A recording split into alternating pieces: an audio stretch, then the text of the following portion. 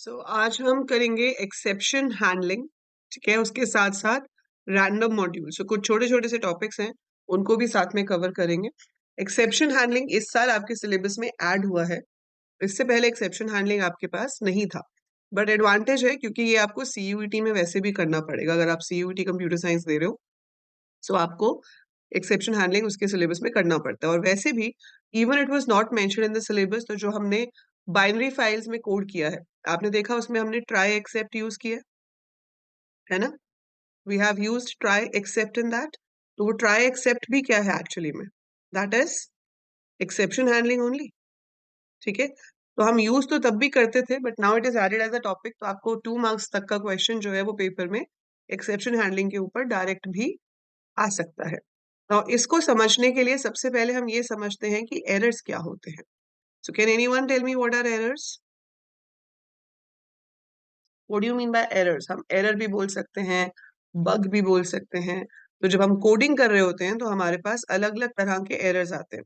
आपको एग्जाम में एक 2 मार्क्स का क्वेश्चन भी आता है जिसमें आपको एक कोड लिख के दिया होता है, और फिर उसमें बोलते हैं कि भाई इसमें सिंटेक्स एरर्स हैं, इन्हें ठीक कीजिए, और ठीक करके करेक्टेड कोड लिखिए, है ना। तो वो कौन से एरर होते हैं? सिंटेक्स एरर्स, या जिन्हें हम सिमेंटिक एरर्स कहते हैं। नहीं, errors are the true, they are not enemy of programmer, they are the true friends of programmer. जहां प्रोग्राम है वहां प्रोग्राम है, और वहां एरर भी है। एरर्स आपका साथ कभी नहीं छोड़ते। गुड आफ्टरनून सुएक्षा। सो वी हैव सिंटेक्स और semantic error, we have logical error, and we have run time error. ठीक है, सो हमारे पास सिंटेक्स एरर, लॉजिकल एरर और रन टाइम एरर्स हो सकते हैं।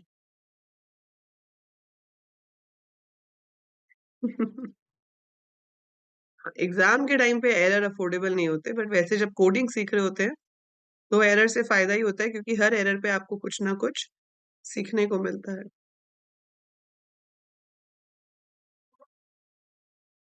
ठीक है, चलिए। सो नेक्स्ट हमारे पास जो है सिंटेक्स एरर। ये सिंटेक्स एरर्स कब आते हैं? सिंटेक्स एरर आते हैं when we are not able to write the code properly. ठीक है, आपने सेमीकोलन कहीं पे लगा दिया, आपने कॉमा लगाना था वहां नहीं लगाया, आपने कोट्स शुरू किए लेकिन आपने कोट्स बंद नहीं किए। So anything like that. तो अगर आप कुछ भी ऐसा कर रहे हो जो कि उसकी ग्रामर के अगेंस्ट है, ठीक है, तो वो सिंटेक्स एरर होता है। जैसे आप इफ लिखते हो, इफ के पीछे कंडीशन लिखते हो, और फिर आप कोलन का साइन देते हो। अगर आप कोलन का साइन ना दो तो एरर आएगा, अगर आप इंडेंटेशन ना दो तो एरर आएगा। वो सिंटेक्स एरर होते हैं। जो सिंटेक्स एरर होते हैं उनके होने पे आपका प्रोग्राम एग्जीक्यूट ही नहीं हो सकता। समझ रहे हो? आपका प्रोग्राम एग्जीक्यूट ही नहीं हो सकता। अगर मेरे प्रोग्राम में सिंटेक्स एरर है, वो आपकी कोडिंग वाली स्क्रीन से एग्जीक्यूशन स्क्रीन पे जाएगा ही नहीं। ठीक है, लॉजिकल एरर ऐसा होता है कि हमें कोड तो लिख दिया, उस कोड का आउटपुट भी आ रहा है, ठीक है, लेकिन वो जो आउटपुट आ रहा है वो हमारे एक्सपेक्टेड नहीं आ रहा, मतलब जैसा चाहिए था वो नहीं आ रहा। तो वो होता है लॉजिकल एरर, कि भाई लॉजिक में कुछ गलत हो गया है इसलिए नहीं आ पा रहा है। मान लो आप चेक करना चाहते हो कि एक नंबर इवन है या ऑड है, तो आपने पूछा एंटर अ नंबर। नंबर मैंने इनपुट करवा लिया। अब आप देख रहे हो एंटर नंबर के बाद एक सिंगल कोट बंद होने चाहिए थे, मैंने कितने कर दिए? 2। ठीक है, फिर मैंने यहाँ पर लिखा if mod 2 is equal to 0, I should print even, else I should print odd. ठीक है, इसको मैंने सेव किया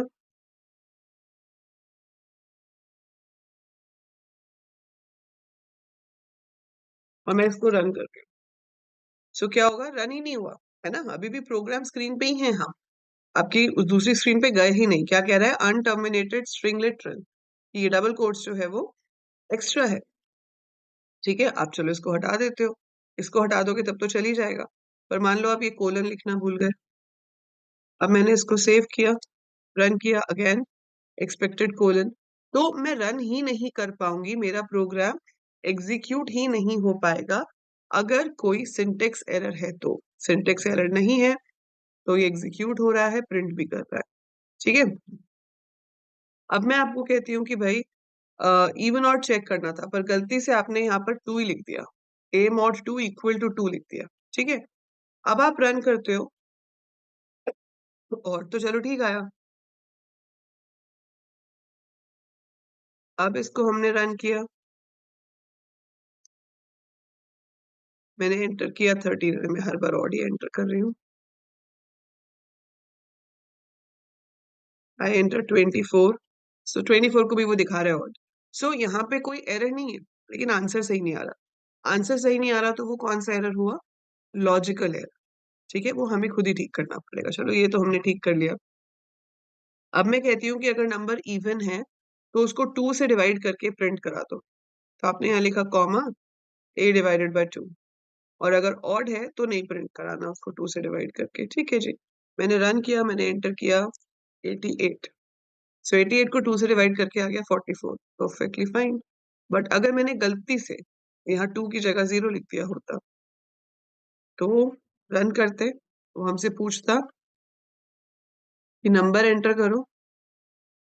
आपने यहाँ नंबर एंटर किया 34, और उसके बाद एरर आ गया। क्या एरर आया? 0 डिविजन एरर। अब ये जो एरर आया है ये क्या है? ये है रन टाइम एरर। नहीं, पूरे मार्क्स नहीं कटते। अगर आपका बाकी का काफी हद तक ठीक है तो कुछ भी नहीं मार्क्स काटेंगे। अगर उसमें कुछ गलत है, ठीक है, और भी गलतियां हैं, मतलब ऐसे कोलन एक मिस हुआ और ऐसी 3-4 और गलतियां, तो जाके आधा नंबर काट। ऐसा नहीं कि एक कोलन मिस हो गया तो आपका आधा नंबर कट कर देंगे, नॉट लाइक दैट। ठीक है, सो आपको ये समझ में आया ये तीनों एरर्स किस किस तरह के हैं और क्या हैं? Are you clear with the type of errors? Syntax error क्या होता है, लॉजिकल एरर क्या होता है, रन टाइम एरर क्या होता है? Is that clear? So syntax error जो आपको फॉलो करना ही पड़ता है, ऑप्शन नहीं है आपके पास, और अगर वो है तो प्रोग्राम रन ही नहीं करेगा। लॉजिकल एरर की भाई कोडिंग में कुछ गलती है, लूप गलत लगाया है, कंडीशन गलत लगाई है, वो दोबारा से लगाओ ताकि सही आंसर आ सके। और रन टाइम एरर होता है when an operation is performed during execution of the program which is not allowed to be performed। नहीं, चांसेस कम है, बट फिर भी आप याद रखो। ठीक है, so when an operation is performed during execution of the program which is not allowed to be performed, that is said to be runtime error।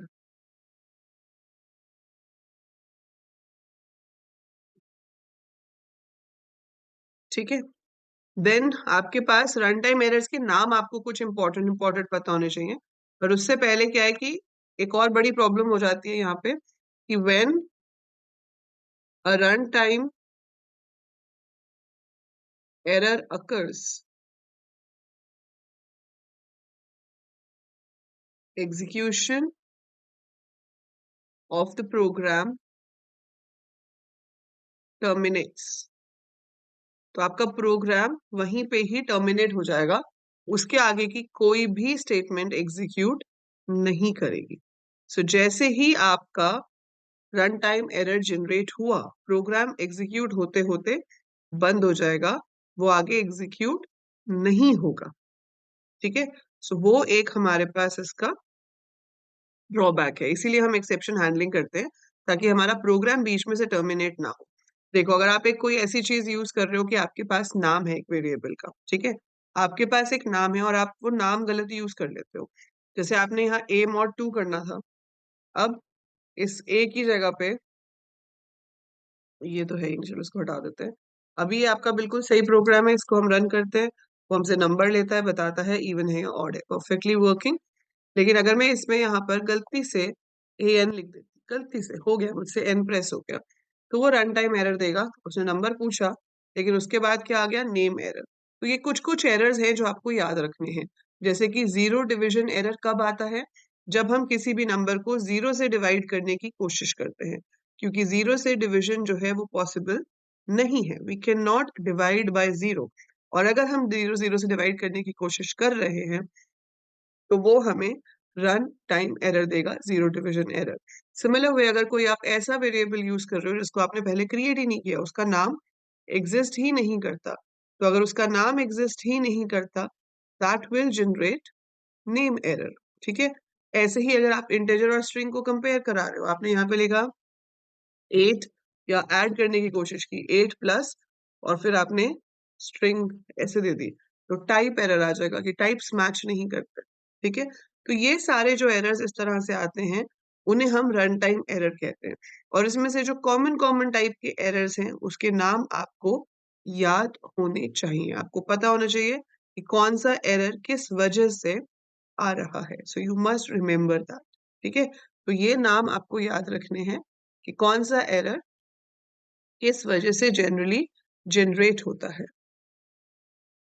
Book में नहीं होगा ना, क्योंकि न्यू पब्लिकेशन निकली नहीं, बुक्स तो पुरानी वाली चल रही हैं। ठीक है। बस सीबीएसई ने तो सिलेबस में डाल दिया ना इस बार, सो इसलिए तो करना पड़ेगा। ठीक है। सो एक्सेप्शन का मतलब ही क्या है, रन टाइम एरर। या फिर आप कह लो कि रन टाइम एरर का मतलब ही क्या है, एक्सेप्शन। तो run time error is another word for exception. ठीक है। So runtime error का मतलब है exception. Whenever it occurs, the program terminates in between. Example हो गया zero division error, value error, name error, type error. ये सारे different different तरह के errors हैं जो runtime errors होते हैं। पर आप ऐसा कर सकते हो, आपके लिए ये possible है कि आप एरर आने पे प्रोग्राम को टर्मिनेट ना होने दो। अगर एरर आ रहा है तो मेरा प्रोग्राम टर्मिनेट ना हो, I can make that possible. उसके लिए आप क्या करोगे, ट्राई दोगे, ट्राई के पीछे कोलन आ जाएगा, we will have statements and then we will have except. ठीक है। So we will have try and we will have except. So try except इसके साथ फाइनली और एल्स भी दो क्लॉज आते हैं बाद में, बट ट्राई और except are the major ones. Try और एक्सेप्ट में क्या होता है, देखो ट्राई ब्लॉक होता है जो बताता है कि किस कोड में एरर आ सकता है। ठीक है। वाइल ट्रू इसके साथ रिलेटेड नहीं है पीयूष, वो तो बाइनरी फाइल में हमें रिपीट कराना है तो हम वाइल ट्रू लगा रहे हैं, because we want to repeatedly read from the file. बाकी उसका ट्राई के साथ कोई डायरेक्ट रिलेशन नहीं है। ट्राई में कुछ भी सेट ऑफ स्टेटमेंट्स हो सकती हैं जहां पर एरर आ सकता है। So try contains set of statements where error is expected. तो जहां पर एरर आ सकता है वो है ट्राई ब्लॉक। फिर आता है एक्सेप्ट ब्लॉक। एक्सेप्ट ब्लॉक में हम उन स्टेटमेंट्स को लिखते हैं जो कि तब एग्जीक्यूट होंगी जब एरर आएगा। ठीक है। अगर एरर आया ही नहीं तो जो भी एक्सेप्ट में लिखा है वो सिंपली इग्नोर हो जाएगा। लेकिन अगर एरर आया तो वो ट्राई वाले ब्लॉक से सीधे एक्सेप्ट में आ जाएगा rather than terminating the programme.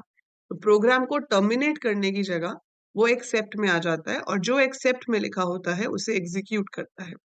आप खाली एक्सेप्ट लिखते हो तो वो जनरल एक्सेप्ट है, हर तरह के एरर को एग्जीक्यूट कर सकता है।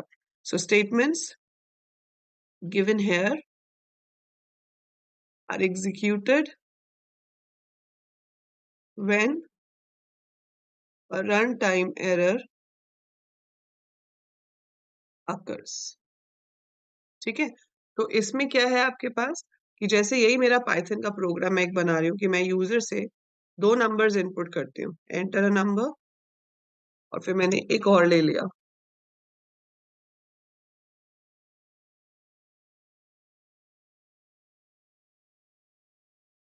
Enter another number.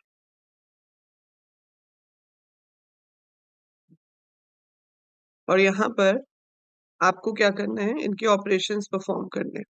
सो मैंने यहाँ पर लिखा c is equal to a multiplied by b, print product is C. Similar way, I want to perform the other operations. 4 arithmetic operations हम करना चाहते हैं. सो हमने मल्टीप्लाई कर लिया, हमने डिवाइड कर लिया,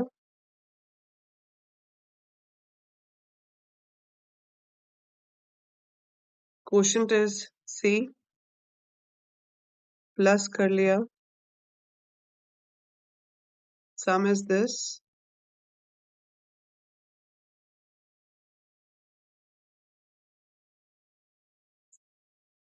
डिफरेंस इज दिस. ठीक है, we save it, we execute it. So enter a number. हमने नंबर एंटर किया 20, दूसरा नंबर एंटर किया 10. तो सब कुछ दिखा रहा है सही से. ये प्रोडक्ट जो है आपका वो 200 है, क्वोशंट जो है वो 2 है, सम जो है वो 30 है, डिफरेंस जो है वो 10 है. So just showing me everything properly. ठीक है, नंबर आ गया, अनदर नंबर आ गया, प्रोडक्ट सब कुछ आ रहा है, कोई एरर नहीं है, कोई दिक्कत नहीं है. अब मैं इसी प्रोग्राम को दोबारा से रन करती हूँ. इस बार मैं क्या करूंगी, मैंने फर्स्ट नंबर एंटर किया कुछ भी, लेट्स से 18, और सेकंड नंबर एंटर कर दिया 0. तो क्या हुआ, प्रोडक्ट इज 0 आया, क्योंकि 18 मल्टीप्लाइड बाय 0 इज 0. लेकिन 18 upon 0 will generate 0 division error. ठीक है, सो यहां से क्या हो गया, 0 डिविजन एरर जनरेट हो गया और प्रोग्राम टर्मिनेट हो गया. उसने सम और डिफरेंस दिखाया ही नहीं, है ना. सम और डिफरेंस उसने दिखाया ही नहीं, क्योंकि वो वहां तक पहुंचा ही नहीं. आप चाहते हो कि इस पार्ट में एरर है, आपको पता है इस पार्ट में एरर है, तो आप इसको किस में दे सकते हो, ट्राई में. आगे को शिफ्ट करा दो और आगे को शिफ्ट करा दो, और यहाँ पर क्या लिख दो, एक्सेप्ट. और इस एक्सेप्ट के अंदर हम स्टेटमेंट लिख सकते हैं, डिविजन बाय 0 नॉट पॉसिबल. ठीक है, अब मैंने यहाँ पर ट्राई में वो स्टेटमेंट्स लिखी जहां पर एरर हो सकता था, और एक्सेप्ट में मैंने क्या लिखा, वो स्टेटमेंट जो मैं तब एग्जीक्यूट करना चाहती हूँ जब एरर आए. अगर एरर नहीं आएगा तो ये स्टेटमेंट भी एग्जीक्यूट नहीं होगी. आपने इसको रन किया, आपने नंबर एंटर किया 12, आपने दूसरा नंबर एंटर किया 6, मेरे पास प्रॉपर रिजल्ट आ रहा है. I am getting product, I am getting quotient, I am getting sum, I am getting difference. So it's proper. लेकिन अगर आप क्या करते हो, आप इसे रन करते हो और आपने सेकंड नंबर 0 एंटर कर दिया, तो टर्मिनेट नहीं हुआ, है ना. पिछली बार क्या हुआ था, टर्मिनेट हो गया था, ऐसे आ रहा था. अब टर्मिनेट नहीं हुआ, एंटर अ नंबर मैंने 0 किया तो प्रोडक्ट आ गया 0. फिर क्या आ गया, एक्सेप्ट वाला मैसेज, डिविजन बाय 0 पॉसिबल, है ना.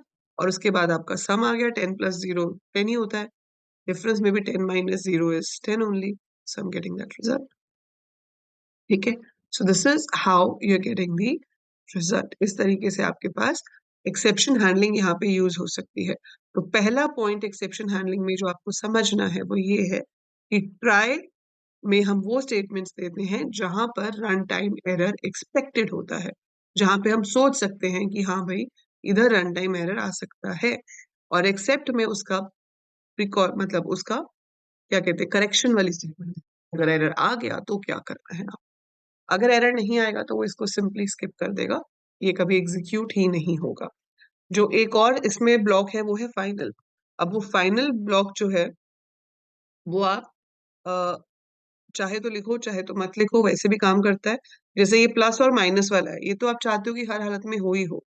तो जो स्टेटमेंट्स आपको पता ही है कि भाई एग्जीक्यूट करनी ही करनी है, उनको हम फाइनली में लिख सकते हैं. सो फाइनली में लिखने का मतलब क्या है कि चाहे एरर आए चाहे एरर ना आए, ये स्टेटमेंट्स तो एग्जीक्यूट होंगी ही होंगी. वो तो वैसे भी हो ही रही थी, है ना. सो वो वैसे भी हो रही थी, बट ठीक है, आपको फाइनली का मतलब पता होना चाहिए. आपसे असर्शन रीजनिंग में भी पूछ सकते हैं, एमसीक्यू में भी पूछ सकते हैं. तो ट्राई कीवर्ड का मतलब है to have the statements so that we know कि कहां पर एरर आ सकता है. तो कोई प्रॉब्लम नहीं होगी स्वेच्छा, क्योंकि प्रोडक्ट में एरर जनरेट ही नहीं होगा ना. अगर आप प्रोडक्ट वाली स्टेटमेंट को भी उसमें दे दोगे कोई प्रॉब्लम नहीं आएगी, because product will not generate any error. ठीक है, सो ट्राई में वो स्टेटमेंट्स होंगी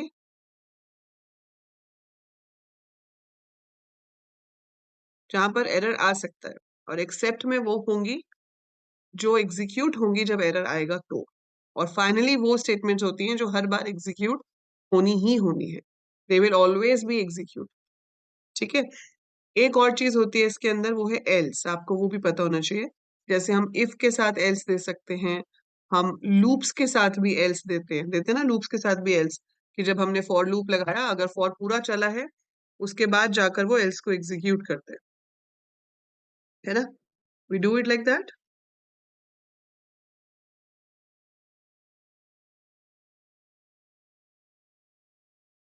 वैसे ही आप ट्राई के साथ भी एल्स लगा सकते हो। ट्राई के साथ एल्स देने का मतलब क्या होता है? ट्राई के साथ एल्स देने का मतलब है कि अगर एरर नहीं आया तो ये एग्जीक्यूट होगा। एक्सेप्ट कब एग्जीक्यूट होता है? जब एरर आता है। फाइनली कब एग्जीक्यूट होता है? हमेशा। एरर आए तो भी, एरर ना आए तो भी, है ना। बट आप क्या चाहते हो कि आपका एरर अगर नहीं आया तो कोई स्पेशल स्टेटमेंट है जो एग्जीक्यूट हो, तो हम एल्स में दे सकते हैं। सो ये आपको चारों कीवर्ड्स के पर्पसेस याद रखने हैं। क्या आप चारों कीवर्ड्स कौन से हैं? एक तो हो गया ट्राई कीवर्ड, इसमें क्या होता है? इनक्लोजेस, इनक्लोजेस मतलब इसके अंदर आती हैं the statements where error might occur, क्योंकि जरूरी नहीं है कि आएगा ही आएगा। वो तो यूजर के इनपुट वैल्यूज पे डिपेंड करता है कि रन टाइम एरर जनरेट हो सकता है या नहीं हो सकता। ठीक है। एक्सेप्ट में क्या होता है?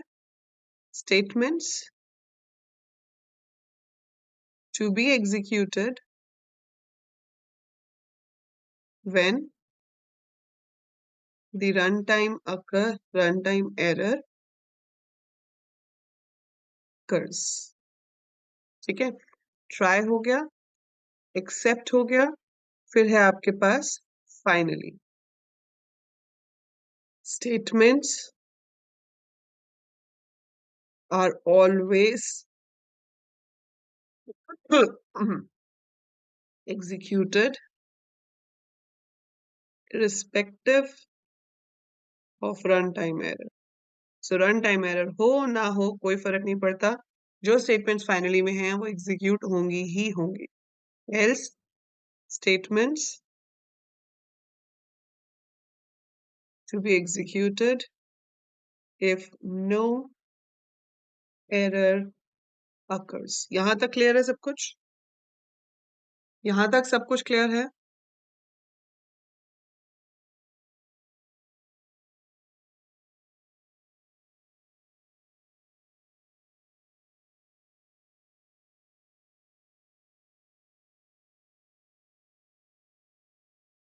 अब इस एक्सेप्ट में भी आपके पास एक ट्राई के साथ मल्टीपल एक्सेप्ट हो सकते हैं।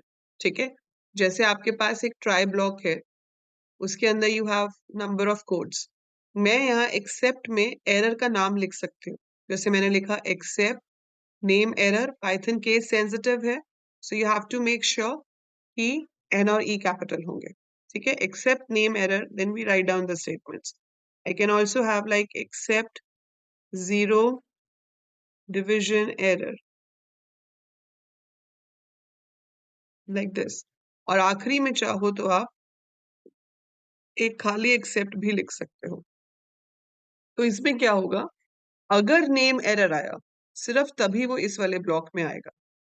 अगर जीरो डिवीजन एरर आया, सिर्फ तभी वो इस ब्लॉक में आएगा।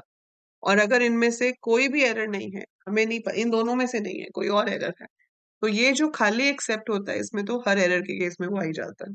सो whatever type of error is there, वो आखिरी एक्सेप्ट में तो एग्जीक्यूट हो ही जाएगा। तो बेसिकली हम एक ट्राई के साथ मल्टीपल एक्सेप्ट भी लिख सकते हैं।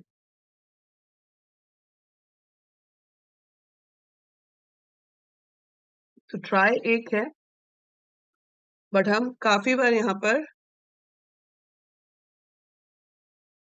कोडिंग करते टाइम छोड़ सकते हो स्वेच्छा। पेपर में पूछ लिया ट्रू फॉल्स में कि one try block can have multiple except statements with it, तो ट्रू लिखोगे कि फॉल्स लिखोगे?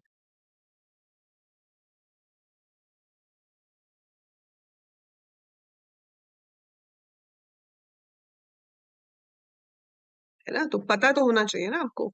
जब आप प्रोग्रामर हो, आपकी मर्जी है, When you are a programmer, it's totally your wish how do you want to use except.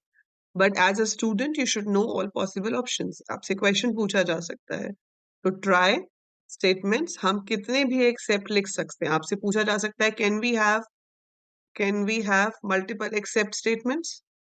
Yes we can have. ठीक है. फिर एरर्स का नाम ऐसे देते हैं, तो ये सिंटेक्स आपको पता होना चाहिए. हाँ हाँ, प्रोग्राम में आप खाली एक्सेप्ट लिख के आओ, मार्क्स नहीं कटेंगे. ठीक है. You want example of else. अब देखो ये वाला जो प्रोग्राम है आपके पास, ठीक है. सो हमने डिवाइड किया, क्वोशंट प्रिंट किया और एक्सेप्ट फाइनली आ गया. आप चाहते हो कि अगर एरर नहीं आया है तो भी कुछ प्रिंट होना चाहिए. तो वैसे तो यहाँ पे कोई सेंस नहीं बन रही है, बट फिर भी मैं ऐसे ही लिख देती हूँ.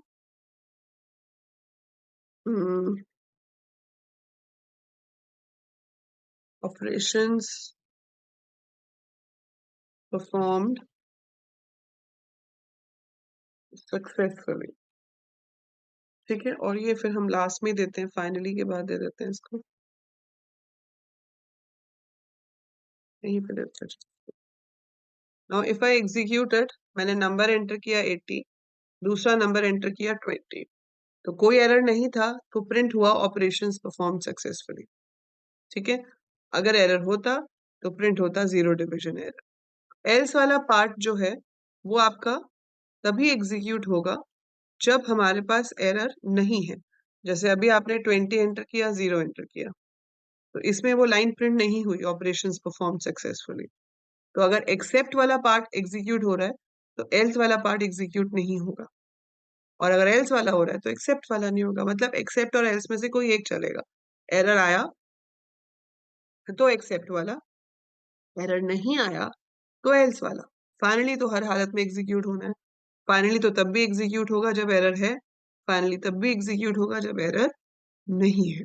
सो finally is going to be executed in any case. ठीक है. तो आपको कोई भी प्रीवियस ईयर पेपर देख के एक्सेप्शन हैंडलिंग के क्वेश्चंस तो मिलेंगे नहीं, क्योंकि इससे पहले ये टॉपिक ही नहीं था, ये ऐड ही अभी हुआ है.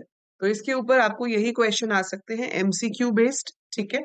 जिसमें आपको पता होना चाहिए कि कौन सी क्लॉज क्या करती है. आपको पता होना चाहिए ट्राई कहाँ लगता है, एक्सेप्ट कहाँ लगता है, एल्स कहाँ लगता है, फाइनली कहाँ लगता है. और ये पता होना चाहिए कि एक ट्राई के साथ एक से ज्यादा एक्सेप्ट हो सकते हैं, एक से ज्यादा एल्स नहीं हो सकते, एक से ज्यादा फाइनली नहीं हो सकते. एल्स एक ही बार आएगा, फाइनली एक ही बार आएगा. एक्सेप्ट एक से ज्यादा बार सिर्फ तब आ सकता है जब आप उसके सामने एरर का नाम लिखोगे. So you can write the name of the error with except to make different specific except, कि भाई इस तरह के एरर के लिए यही है. जैसे मैं यहाँ लिख सकती हूँ एक्सेप्ट जीरो डिविजन एरर, तो उसमें मैं इस मैसेज प्रिंट हो division by zero not possible. ठीक है. बट अगर मान लो यूजर वैल्यू गलत दे रहा है, ठीक है, कुछ और प्रॉब्लम आ रही है, तो उसका एरर अलग हो सकता है, तो उसको आप एक और एक्सेप्ट देके हैंडल कर सकते हो. So we can write specific error handlers with the help of except space error का नाम.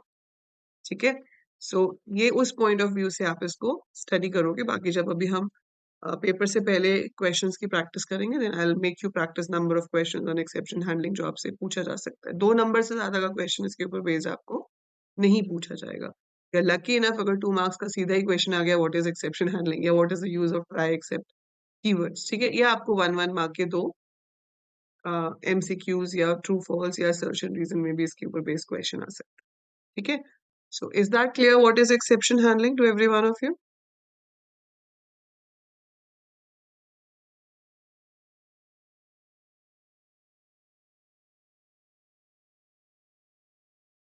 क्या सेक्शन?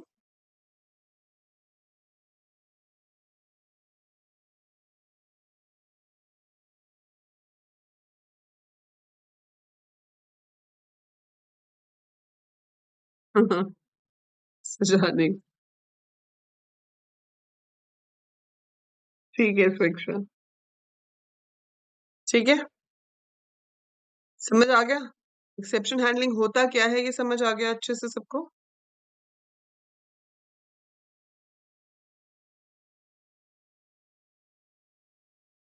ठीक है. अभी रैंडम वाले फंक्शंस की हम प्रैक्टिस करेंगे. आपके पास जैसे बहुत सारी मॉड्यूल्स होते हैं, वैसे ही आपके पास एक मैथ मॉड्यूल होता है. मैथ में तो बहुत रेयर आपको कोई क्वेश्चन आता है, बट यू नो कि मैथ में क्या होते हैं. We have SQRT, like if you write this so you going to get 5.0, है ना. ऐसे ही मैथ डॉट फैक्टोरियल है. इसमें जो मेजर आपके पास आ जाते हैं वो होते हैं seal and floor. Math dot seal अगर मैं लिखती हूँ तो 7.8 का नियरेस्ट इंटेजर जो है वो 8 है. मैथ डॉट फ्लोर करोगे तो 6 है. POW हो गया. इसके अलावा साइन, कॉस, टैन, एक्सपोनेंट, ये सारे आपके मैथ में होते हैं. सो यू शुड नो कि इंपोर्ट मैथ करके हम इन सबको यूज कर सकते हैं. फिर आपके पास एक था स्टैटिस्टिक्स 11th में. Statistics, import statistics. इसके अंदर आपके पास फंक्शन होते हैं मीन, मीडियन, मोड, ये सारे. So if you want to calculate these तो आप क्या लिखोगे, स्टैटिस्टिक्स डॉट मीन, ब्रैकेट में लिस्ट का नाम दे दोगे, उसका अरिथमेटिक मीन कैलकुलेट होके आ जाएगा. See math is not in your syllabus. आपको सिर्फ मैथ, स्टैटिस्टिक्स और इनके ऊपर भी कोई क्वेश्चन आता नहीं है. सच क्वेश्चन जो आपके पास आता है वो किसके ऊपर आता है, रैंडम के ऊपर based. So we have import random. Random में भी बहुत सारे फंक्शंस हैं. हाँ, स्टैटिस्टिक्स में से होते हैं, उसमें स्टैंडर्ड डिविएशन वगैरह के भी होते हैं स्वेच्छा.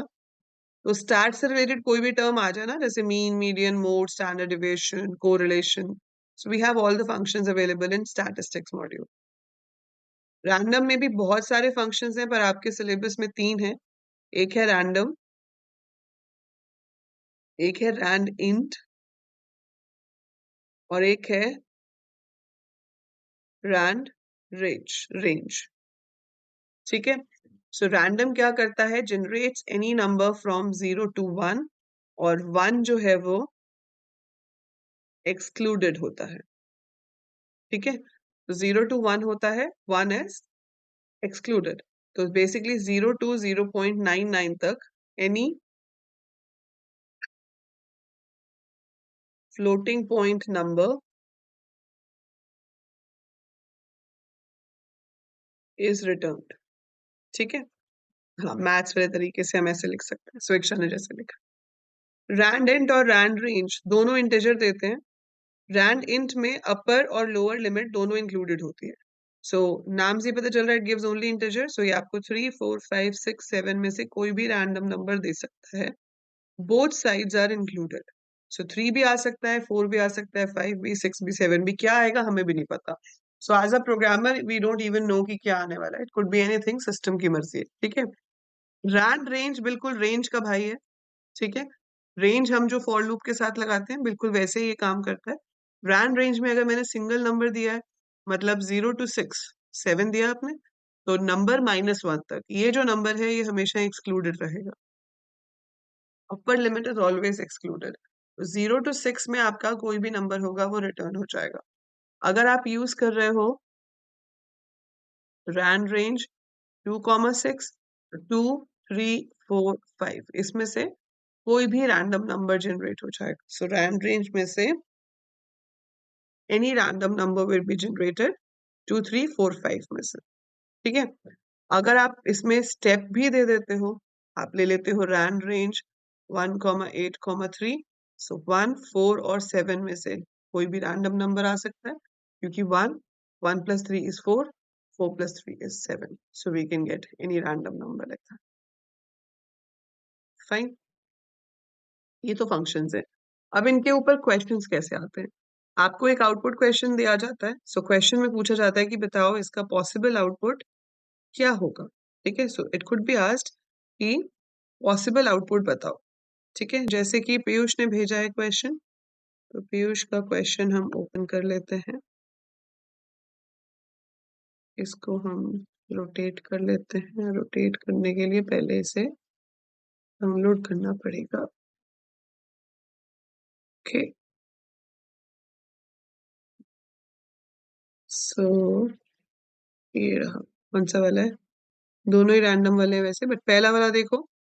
ठीक है. सो if you look at this question, what possible outputs are expected to be displayed on screen at the time of execution of the program from the following code. ठीक है. Also specify minimum and maximum value that can be assigned to the variable end. तो देखो यहाँ पे हमेशा हमें list दी होती है, जैसे यहाँ पे लिस्ट दी हुई है। अब इस लिस्ट में 0 पोजीशन पे है वायलेट, 1 पे है इंडिगो, 2 पे ब्लू, 3 पे ग्रीन, 4 पे येलो, 5 पे ऑरेंज, 6 पे रेड। अब यहाँ पर लिखा है इम्पोर्ट रैंडम, वैसे तो कोड गलत लिखा है, it has to be random dot rand range, क्योंकि सिर्फ इम्पोर्ट रैंडम लिखने से आप सीधा रैंड रेंज नहीं लिख सकते। यहाँ पर रैंडम डॉट रैंड रेंज होना चाहिए था, बट चलो कोई बात नहीं। Random dot rand range 2 + 3। अब इस 2 से मेरे पास या तो 0 आ सकता है या 1 आ सकता है। सो एंड में वैल्यू क्या जाएगी, या तो 0 + 3 या 1 + 3, मतलब 3 या 4। सो पॉसिबल वैल्यू जो एंड की है वो क्या बन जाएगी, या तो वो 3 हो सकता है या तो वो 4 हो सकता है ना? यही हो रहा है। अब बिगिन रैंड रेंज एंड, मैं आपका यहाँ पे लिख लेती हूँ, and let it be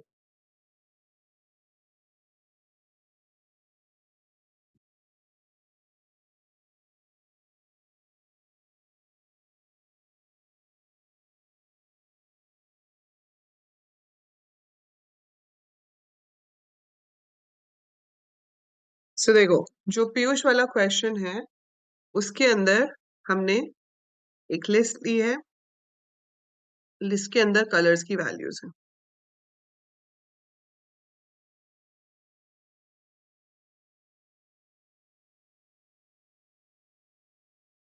अब यहाँ पर स्टेटमेंट लिखी है end is equal to random dot rand range 2 + 3।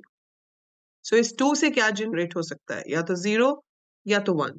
+3 करोगे, 3 में 0 ऐड होगा तो 3 आएगा, +1 करोगे तो 4 आएगा। तो minimum value of and can be 3 and maximum value of and can be 4। Clear है ये सबको? ये चीज क्लियर है? फिर क्या है, बिगिन इज इक्वल टू,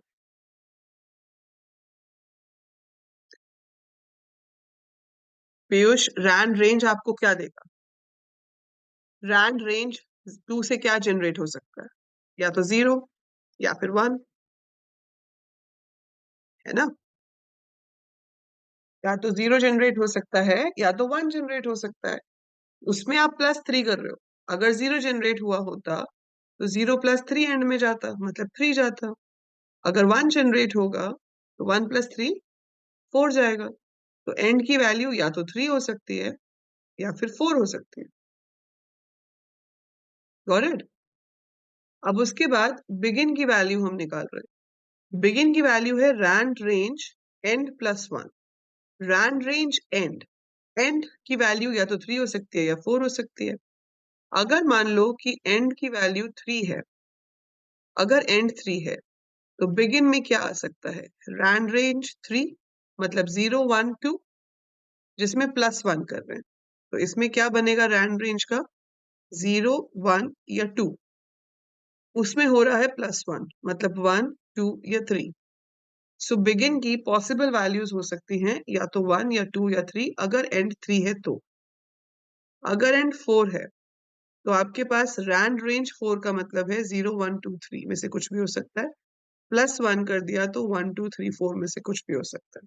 ठीक है? तो ये तो मेरे पास आ गया कि भाई अगर एंड 3 है तो बिगिनिंग की ये 3 पॉसिबल वैल्यूज हैं। अगर एंड 4 है तो बिगिनिंग की ये 4 पॉसिबल वैल्यूज हैं। अब एक लूप लगाया गया है जो कि बिगिन से लेके एंड तक चल रहा है। ठीक है? So we have a loop which is working from begin to end. अब बिगिन टू एंड चल रहा है और उसके अंदर कलर्स आई को हम प्रिंट कर रहे हैं।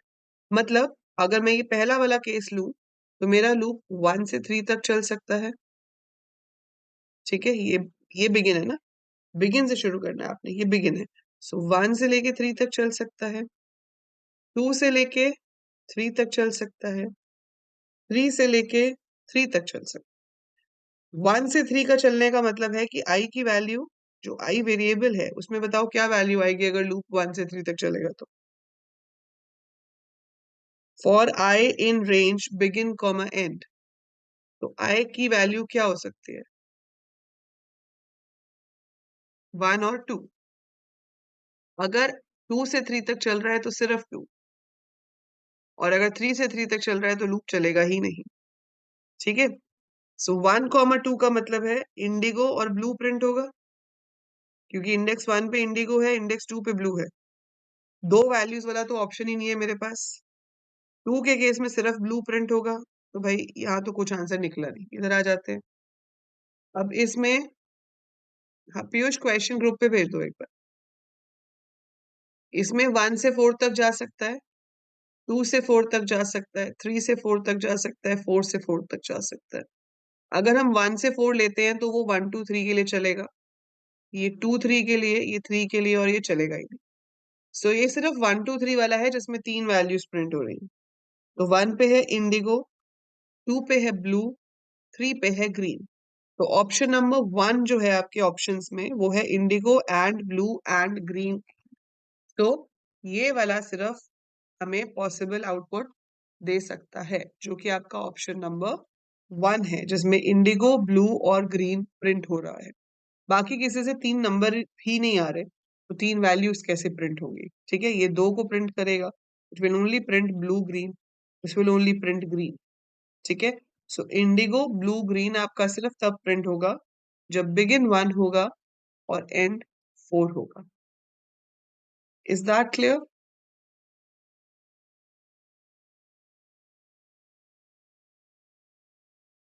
मैं दिखा देती हूँ क्वेश्चन आपको, ये क्वेश्चन था। ठीक है, सो बिगिन कॉमा एंड, बिगिन की वैल्यू आपकी 1 से 1 तक जाएगी, 1 से 3 तक जाएगी तो 2 वैल्यूज प्रिंट होंगी, 1 से 2 तक जाएगी तो एक ही होगी, और 1 से 1 तक तो कुछ होगा ही नहीं। ठीक है, ऐसे ही एंड के केस में आप चाहोगे 1 से लेके 4 तक, 1 से 3 तक, 1 से 2 तक, 1 से 1 तक, तो उस केस में 1 to 4 वाला जो है वो इंडेक्स 1 पे इंडिगो, इंडेक्स 2 पे ब्लू, इंडेक्स 3 पे ग्रीन। तो ऑप्शन नंबर 1 जो है हमारी वो वैलिड ऑप्शन मानी जाएगी। देखो इसके बाद जो नीचे वाला क्वेश्चन है इसका आउटपुट क्या हो सकता है? इंपोर्ट रैंडम किया है, फिर लिखा है for an in range 2, 5, 2।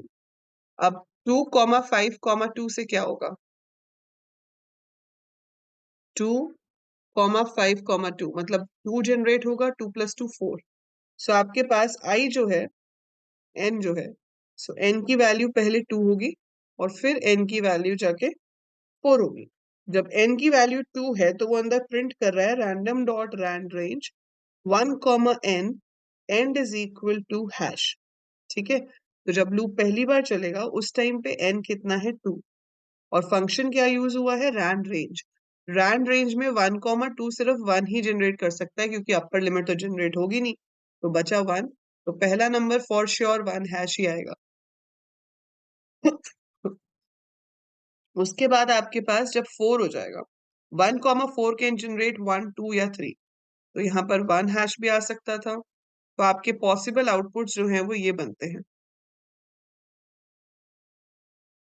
So now it depends, इसमें से मेरे पास ऑप्शंस नहीं दिख रही है, तो इसमें से अगर कोई ऑप्शन मैच कर रही होगी तो वो आपका सही आंसर होगा। 1, 1, 1, 2 या फिर 1, 3।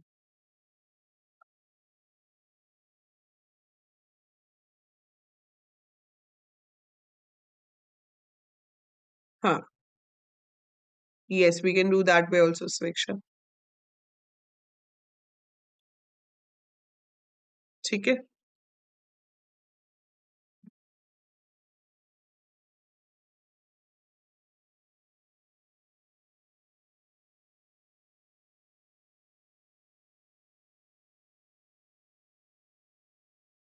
फाइन। आयुष आप गेस्ट अपीयरेंस देने क्यों आते हो? सो ये रैंडम के क्वेश्चंस बहुत सारे आपको प्रैक्टिस करने हैं, इसकी भी मैं आपको एक वर्कशीट भेज दूंगी, यू कैन प्रैक्टिस दैट। इसके अलावा आपको 2 मार्क्स का क्वेश्चन आ सकता है, 2 या 1 मार्क का, based on tell and seek in file handling.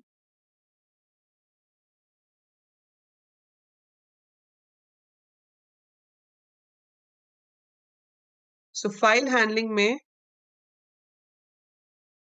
अगर मुझे बताना हो कि फाइल पॉइंटर कहाँ पर है राइट नाउ, तो हम टेल यूज कर सकते हैं।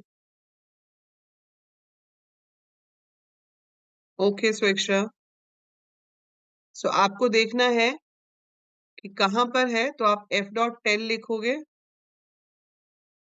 तो ये क्या बताएगा, returns the current position of file pointer in the file. तो फाइल में फाइल पॉइंटर कहाँ पे है उसकी पोजीशन बताता है। और अगर आपको पोजीशन चेंज करानी है तो सीक यूज होता है। सीक में आप ऑफसेट या बाइट नंबर दोगे, और फिर दूसरी चीज ऑप्शनल होती है जिसे रेफरेंस पॉइंट कहते हैं। ठीक है, ये आपको याद रखना है क्योंकि ये आपको 1 मार्क में पूछा जा सकता है। Very good Piyush, this is to change the position of file pointer. तो अगर आपको फाइल पॉइंटर को खुद से कहीं लेकर जाना है, you want to move the file pointer to a particular location, तो हम इसको यूज कर सकते हैं। So to change the position of the file pointer we use this. So that's f dot seek. तो बाइट नंबर हो जाता है। ये रेफरेंस पॉइंट आपको याद रखना है। रेफरेंस पॉइंट कैन बी 0, 1 और 2। 0 का मतलब है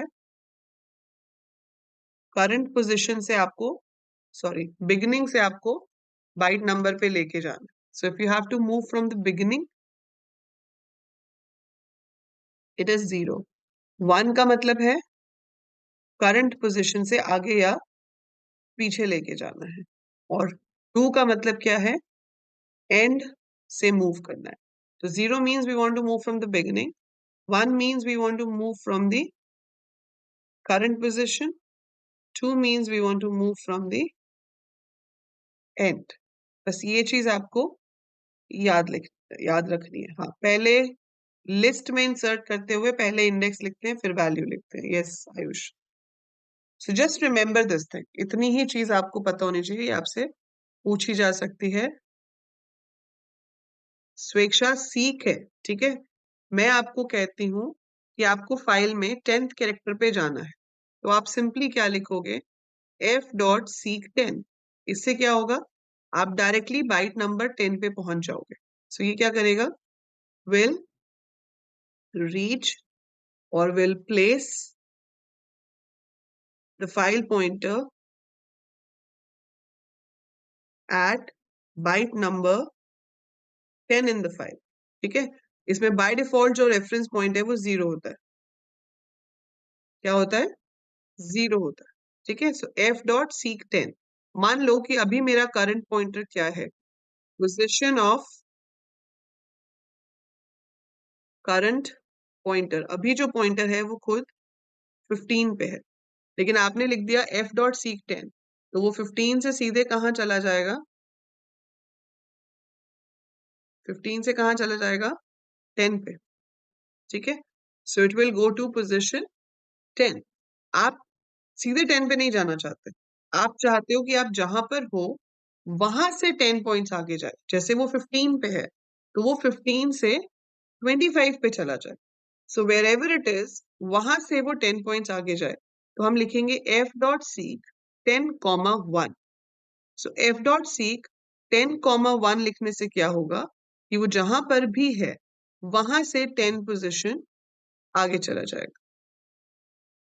ठीक है, सो जहां पे भी है वहां से 10 पोजीशन आगे जाएगा। अगर आप लिखते हो सीक 10, 1, अब ये जो कॉमा 1 है इसके साथ हम पॉजिटिव नंबर भी दे सकते हैं, नेगेटिव नंबर भी दे सकते हैं। सो ये क्या करेगा, moves to 10 positions ahead।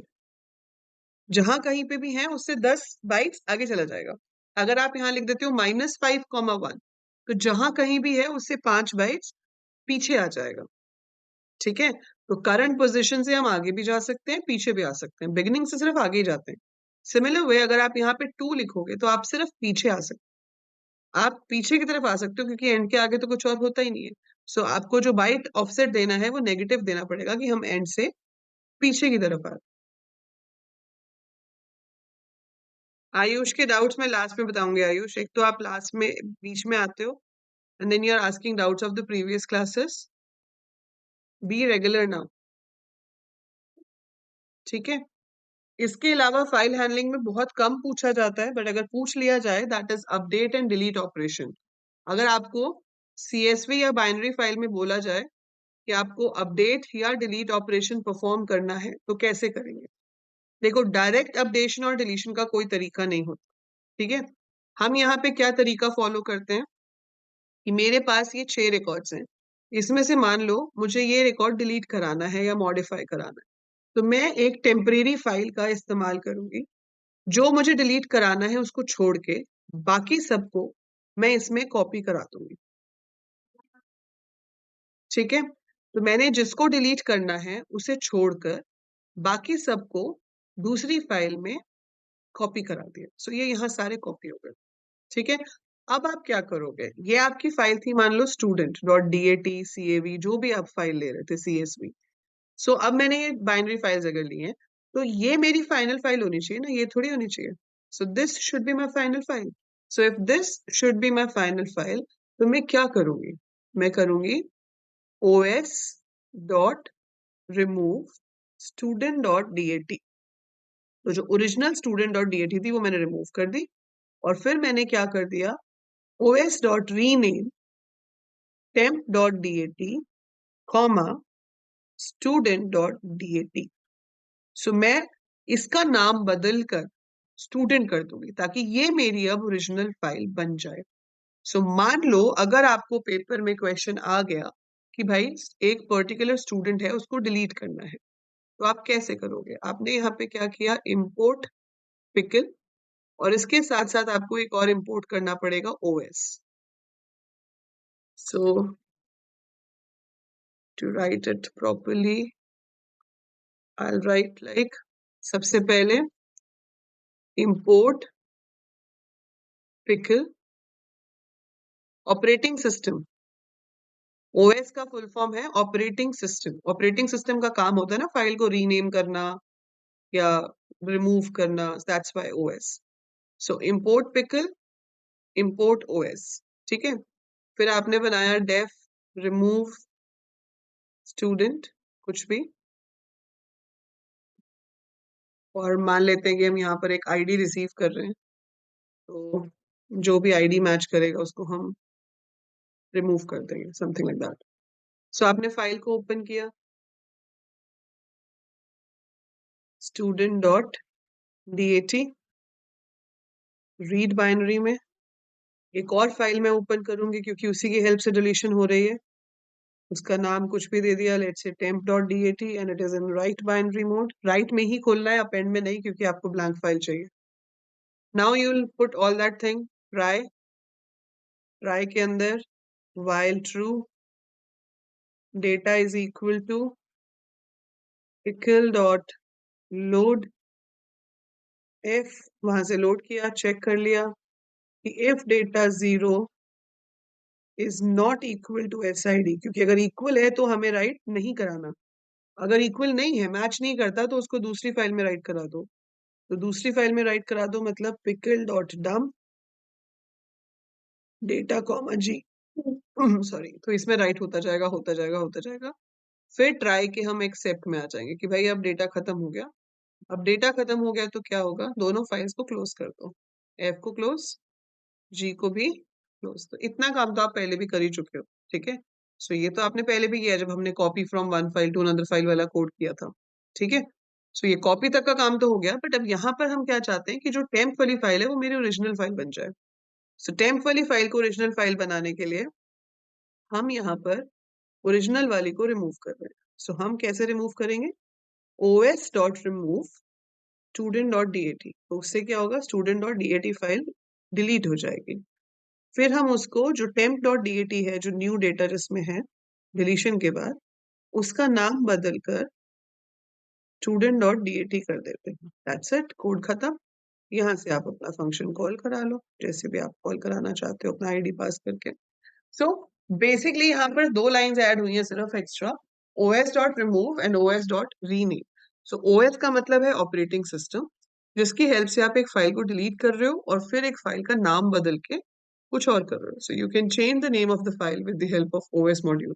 तो ओएस मॉड्यूल में और भी बहुत सारे फंक्शंस होते हैं जो आपको हेल्प करते हैं चेक करने में कि एक फाइल एग्जिस्ट करती है या नहीं, उस पे काम कैसे करेंगे। So number of things are there, but आपको सिर्फ ये दो ही पता होने चाहिए, बहुत। इसके भी चांसेस लाइक 25% है कि शायद पूछा जाए, ज्यादा चांसेस दूसरे के ही होते हैं, बट यू शुड नो। ठीक है, is this clear?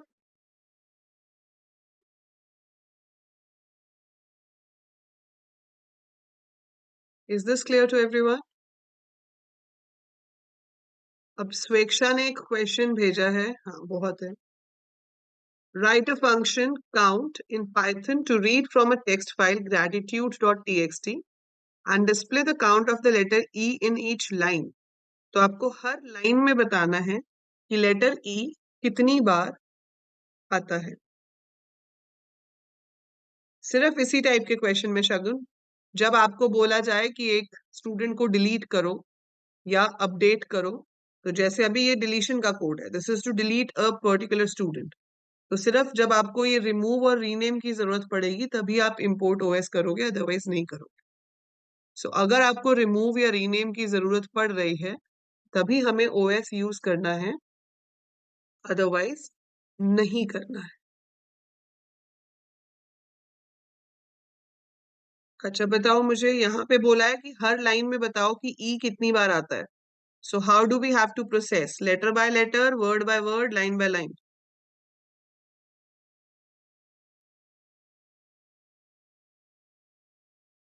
You want the answer line by line? So आप रीड लाइंस कर लेंगे। ठीक है, रीड लाइंस करने के बाद हम लूप लगा लेंगे। हमें लाइन 1 लाइन 2 भी प्रिंट कराना है, तो हम एक एन ले लेते हैं जो कि 1 है। फिर मैं लूप ले लेती हूँ फॉर लाइन इन डेटा। अब देखो एक लूप तो लग ही गया ना, तो काउंट करने के लिए फिर से लूप लगाने की जरूरत नहीं है। यहाँ पे प्रिंट कर सकते हो लाइन, एन की वैल्यू, फिर कोलन का साइन, और फिर आप लिख सकते हो line dot count. We already have a function named count, जिसका काम क्या है कि वो आपको बता दे कि आपके उसमें ई लेटर कितनी बार आता है। सो मैंने क्या लिखा, line n colon line dot count e, और एन जो है वो 1 से इंक्रीज हो जाए। एंड में हम फाइल को क्लोज कर देंगे और यहाँ से काउंट को कॉल कर लेंगे। इसमें कुछ इंपोर्ट तो करना नहीं है क्योंकि टेक्स्ट फाइल है। तो ये कैसे काम करेगा, आपके पास 4 लाइंस थी, सबसे पहले एन में 1 है, आपके पास फर्स्ट लाइन आ गई, उसने प्रिंट किया line 1 colon line dot count e, तो ई को काउंट कर लिया कि कितनी बार आता है, वो प्रिंट हो गया। फिर ऐसे ही सेकेंड लाइन आई लाइन में, फिर एन इंक्रीज होके 2 हो चुका है, तो वो प्रिंट करेगा लाइन 2, और उसमें ई कितनी बार आता है वो प्रिंट हो जाएगा। फिर ऐसे ही 3, ऐसे ही 4। अब वैसे यहाँ पे एक बार लूप लग रहा है इसलिए मैंने काउंट फंक्शन सीधा यूज कर लिया। ठीक है, नहीं पहली बार 1 ही प्रिंट कराना था ना पीयूष, इसलिए 1 से शुरू कर लिया। अगर आप उसको यूज कर रहे होते to count the number of lines, तो आप 0 से शुरू करते हैं। हम यहाँ पर वो सिर्फ नंबर दिखाने के लिए लिख रहे हैं। अगर आप इसको 0 से लेते हो तो ये लाइन आपको पहले लिखनी पड़ेगी। इफ यू पुट 0 है तो ये प्लस इक्वल टू वाली लाइन पहले लिखना और फिर प्रिंट लिखना, ताकि वो पहले 1 हो जाए प्रिंट करने से पहले।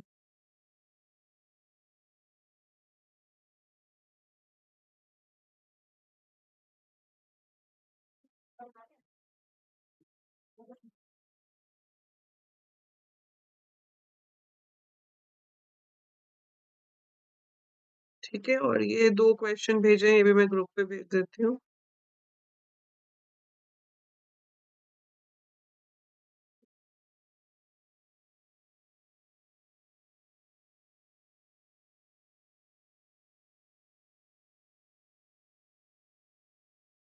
ये प्रणव ने भेजे हैं।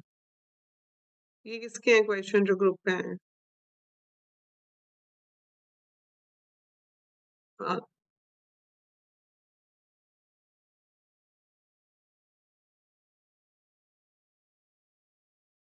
आयुष कहाँ गया है? यस प्रणव। हाँ हाँ, मैंने वो ग्रुप पे कर दिया फॉरवर्ड। एक बुक डॉट डीएटी वाला है, एक वॉवल्स वाला है ना।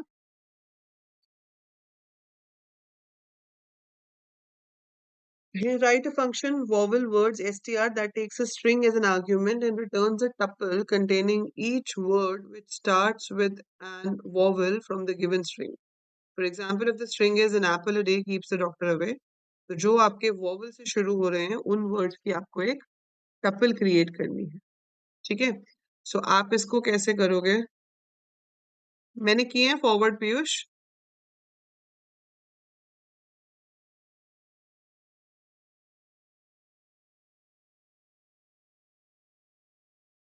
ये आपकी स्ट्रिंग है, तो आपको पहले तो इसमें से वर्ड्स निकालने हैं अलग अलग. तो आप किस फंक्शन से निकालते हो words? How do I get the words? कौन सा फंक्शन होता है वर्ड्स निकालने के लिए?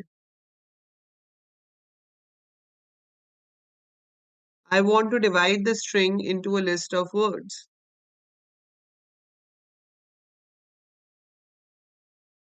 जल्दी बताइए. Split. So str dot split कर लेंगे और ये str का s आपका कैपिटल होना चाहिए, अदरवाइज प्रॉब्लम हो जाएगी क्योंकि स्मॉल str कीवर्ड भी होता है. ठीक है?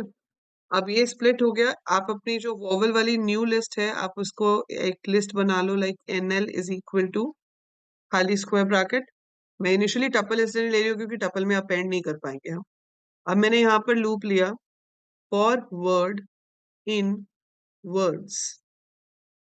अब ये इस लिस्ट में से एक एक वर्ड को उठाएगा. आपको देखना है कि वो जो वर्ड है वो वॉवल से शुरू होना चाहिए. ठीक है? which starts with a vowel from the given string. So word zero, if word zero in A E I O U, A E I O U, तो अगर आपका first letter of the word इनमें से किसी से भी match करता है मतलब वो वॉवल से शुरू होता है. ठीक है? तो उसको आपको ऐड कराना है किसमें? न्यू लिस्ट में. तो nl डॉट अपेंड वर्ड, तो ये आपका लिस्ट में ऐड हो जाएगा. ठीक है? अब क्वेश्चन कह रहा है it should take a string as an argument and return a tuple. आपको जो रिटर्न कराना है वो टपल होनी चाहिए. तो आप कैसे रिटर्न करोगे? रिटर्न टपल और ब्रैकेट में हम क्या पास कर देंगे? nl. तो वो जो लिस्ट थी वो टपल बन जाएगी और रिटर्न हो जाएगी. और यहाँ पर आप कॉल कर सकते हो result is equal to vowel words an apple a day keeps a doctor away और उसके बाद print result. Is this clear? तो हमने पहले पूरी स्ट्रिंग को लिस्ट ऑफ वर्ड्स में कन्वर्ट कर लिया. फिर एक एक वर्ड को चेक किया कि उसका फर्स्ट लेटर वॉवल है या नहीं.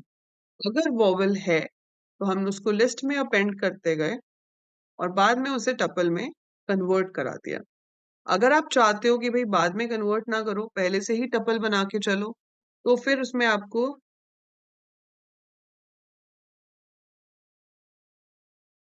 CSV वाला स्वेच्छा. तो आप यहाँ पर अगर टपल बना रहे होते तो आप इसको ऐसे क्रिएट करते, क्योंकि खाली राउंड ब्रैकेट से तो बनती नहीं है. ऐसे क्रिएट करते nl is equal to tuple this, और इस लाइन की जगह पर आपके पास आता nl is equal to word comma nl plus. तो हम कंकैटिनेट करते जाते हैं. nl is equal to nl plus word comma. ये चीज हम क्यों देंगे? क्योंकि सिंगल वैल्यू की टपल नहीं बनती जब तक आप उसके पीछे कॉमा ना दो. तो अगर आपको उसको टपल बनाना है तो आपको पीछे कॉमा लगाना पड़ेगा. ठीक है? Then consider the binary. भाई इसका आंसर आप लोग ग्रुप पे भेजोगे, मैं नहीं बता रही हूँ. प्रणव पूछ रहा है. क्वेश्चन नंबर 3 जो हमारी असाइनमेंट थी उसमें से है कि बुक डॉट DAT है. मैंने वैसे ग्रुप पे शेयर कर दिया है. Okay Pranav, you can write in the chat if something important you want to write. ये तो मैंने कल कराया है ना बेटा, ये वाला क्वेश्चन तो बुक नंबर वाला. ये तो कल मैंने क्लास में कराया था.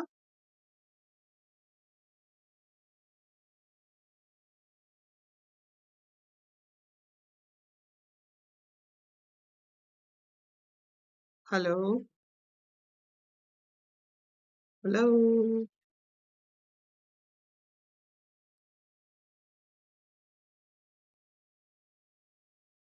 कौन से वाले में, स्प्लिट वाले में या बाइनरी फाइल वाले में बोल रहा हूँ?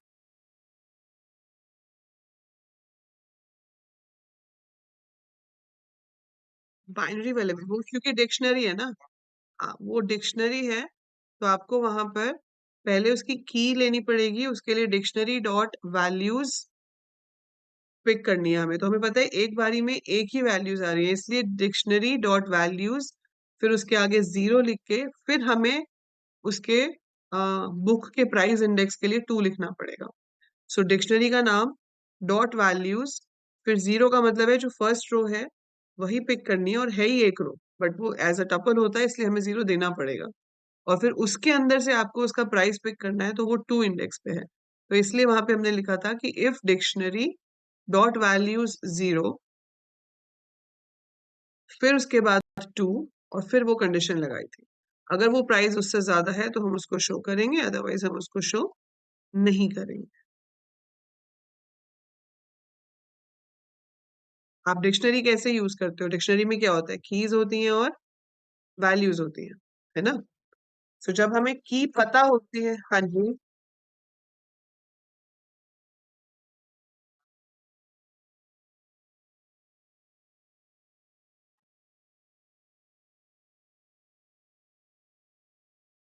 आप एक बार उसकी रिकॉर्डिंग दोबारा से देखना, फिर कल की क्लास में मैं दोबारा बता दूंगी अगर आपकी वॉल्यूम सही, मतलब कि सही होगा तो।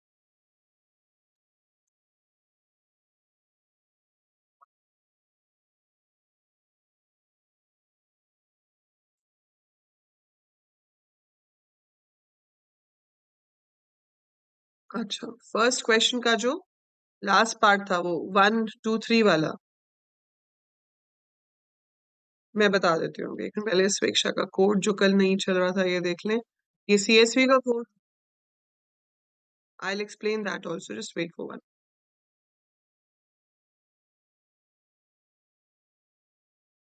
ID name, salary, writer, write row, F close, ठीक है। फिर आपने एम्प्लॉय सीएसवी रीड मोड में ओपन करी, जीरो है।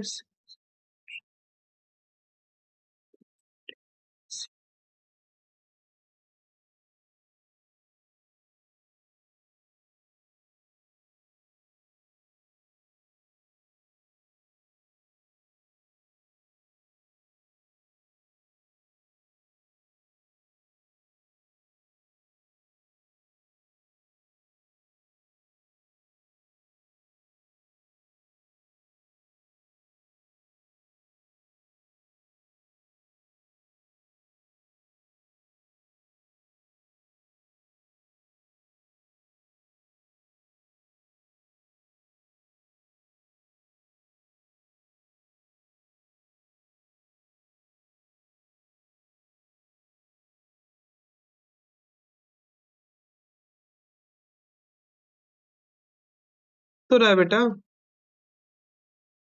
स्वेच्छा,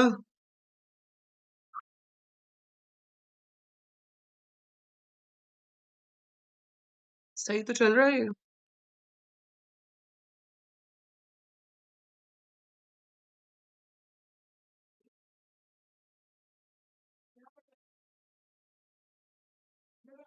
ठीक है कोड तो, आपको क्या प्रॉब्लम आ रही थी इसमें? मेरे में तो सही चल रहा है, बताओ मैं क्या करूं?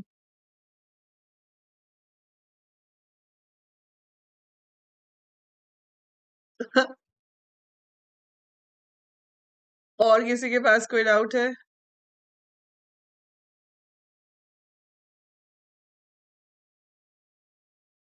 प्रणव किसमें पूछ रहा था, किस वाले क्वेश्चन में?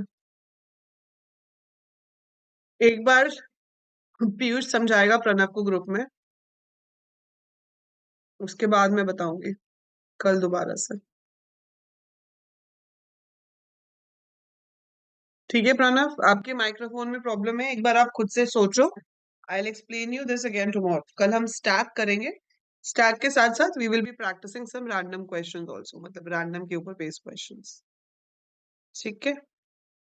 सो आज के लिए आप एक्सेप्शन हैंडलिंग रिवाइज करोगे, रैंडम के questions you will be practicing, and tomorrow we will be doing stack. So that's it for today.